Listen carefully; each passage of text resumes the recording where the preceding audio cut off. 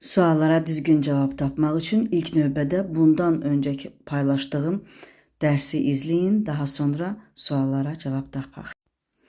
Which statement is true according to the passage?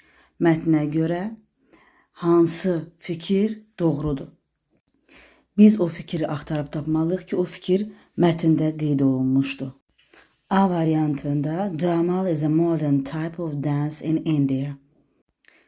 Yəni, damal Hindistandakı müasir tip bir rəqs növüdür, xeyr. Mətni oxuyarkən də biz anlamışdıq ki, bu qədim bir rəqs növüdür, onların ulu əcdadlarından gəlmiş bir rəqs növüdür. Yanlışdır A. B-də, Damal is always performed at sunrise. Mətndə isə belə yazılıb, the Damal can be performed in the moonlight. At sunrise deyil, in the moonlight. Diqqətli olaq. C variantında, the clothing of the dancers is dark. Rəqqasların paltarları, yəni tünd rəngli, qara rənglidir, xeyr, rəngarəngidir oxuduğumuza görə. Rəngarəngi və D variantında, Damal combines African and Indian musical traditions. Bəli, biz bu faktı mətndə oxumuşduq. Geri dönüb dərsi izləsəniz, onda görəcəksiniz. E variantı, dancers try to break coconuts with their hands. Yəni rəqqaslar Hind qozunu əlləri ilə sındırmağa çalışırlar. Əlləri ilə deyil, başları ilə sındırırlar, başları ilə. Diqqətli olaq. Yenə də düzgün cavab D variantı. Növbəti sual.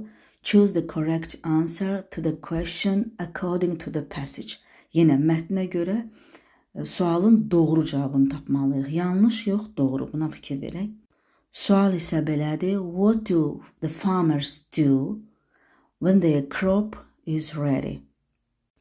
Yəni, fermerlər məhsul hazır olanda nə edirlər? Yadımıza salaq mətni. They pray to God for their crop. Xatırladıqsa, bəli, onlar Allaha dua edirdilər məhsula görə. Bu bir. Sonra ikinci, they throw a coconut up into the air. Onlar Hind qozunu havaya atırdılar. Xeyr, onlar havaya atmırdılar Hind qozunu. Onlar sadəcə olaraq yarım dairəvi şəkildə durub, tarlada əyilərək Allaha dua edirdilər.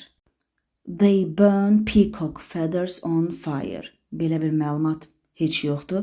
Onlar tovuz quşu lələklərini ocağın üstündə yandırırdılar. Belə bir şey yoxdur ümumiyyətlə. Və sonuncu, they bent down in the shape of half ring. Half ring, yəni yarım dairə şəklində. Bəli, onlar yarım dairə şəklində əyilirdilər tarlada. Deməli, düzgün cavab 1 və 4. Növbəti sual. Complete the sentence according to the passage. Yenə mətnə görə cümləni tamamlamalıyıq. The city people, city xalqı, A variantında have settled in Gujarat recently. Bu yaxınlarda deyir, Gujaratda məskunlaşıblar, xeyr. Mətndə isə yazılıb ki, bu çox əsrlər öncə olubdu.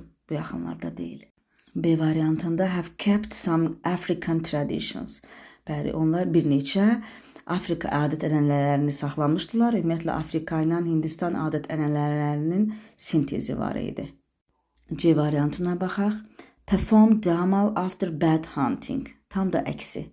After successful hunting. Uğurlu ovçuluqdan sonra ifa olunurdu əvvəllər.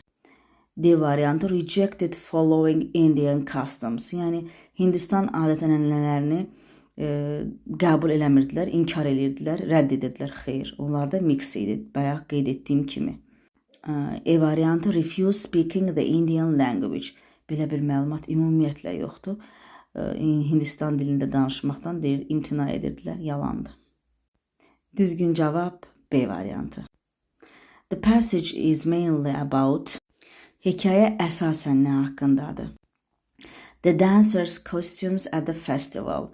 Yəni, rəqqasların festivaldakı kostyumları. Bəli, bunun haqqında bir cümlə keçibdir. Onlar necə geyinirdilər, amma ümumilikdə mövzu onun haqqında deyil.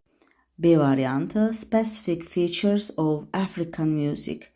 Xeyr, Afrika musiqisinin xüsusi, yəni özəl olaraq xas xüsusiyyətlər haqqında deyildi. Xeyr, mətn bu haqqında deyildi.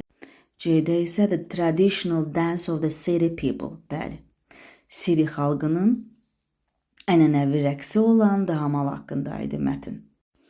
D variantı gathering harvest from the fields, yəni tarlalardan, çöllərdən məhsul yığmaq. Xeyr, söhbət sadəcə ümumiyyətlə məhsul yığımı ilə bağlı orada bir cümlə keçmişdi ki, yəni məhsul hal-hazırda bu günlərdə məhsul yığımı əgər qutarırsa, onda Allaha şükür edirlər bu rəqs ilə.